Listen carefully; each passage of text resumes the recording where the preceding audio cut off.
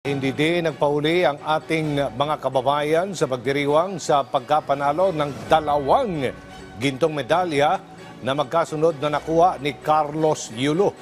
Ang ilan idinaan sa social media ang bati na sinamahan pa ng mga witty na mensahe.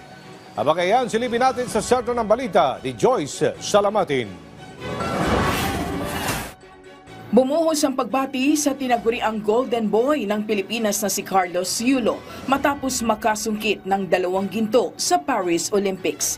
Kitang-kita kung gaano napaproud ang ating mga kababayan sa karangalan na naiuwi ni Yulo para sa ating bansa. Ilan sa mga netizen ang nagsabi na nagkaroon na naman sila ng dahilan para maging proud sa pagiging Pilipino.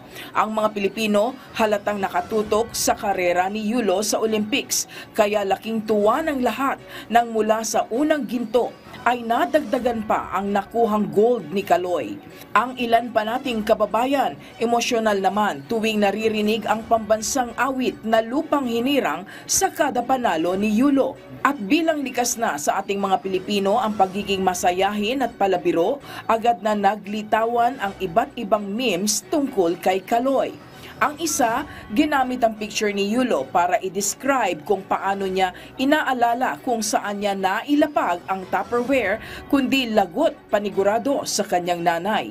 Habang mayroon namang gumamit ng isang sikat na eksena sa isang pelikula para ipagmalaki na hindi lang pala isang ginto ang maiuuwi ni Yulo sa Pilipinas kundi nadagdagan pa ng isa. Ang isa naman, sobrang na-inspire kay Yulo na pati sa pag-ihi ay tila gusto ring maging gymnast. Ang isa pa nga, inspired sa ating Golden Boy, kaya hanggang sa pagkuha ng toyo ay si Carlos Yulo pa rin ang nasa isip. Ang isang ito naman, na-inspire din kay Yulo pero may ibang sports na gustong maisama sa Olympics kung saan titiyakin niya anyang maihihilera siya kina Carlos Yulo at sa iba pang atletang Pinoy na nagbigay karangalan sa Pilipinas.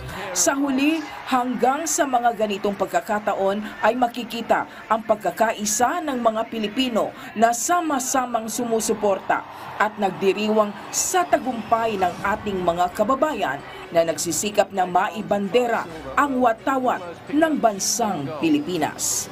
Joyce Salamatin para sa Pambansang TV sa Bagong Pilipinas.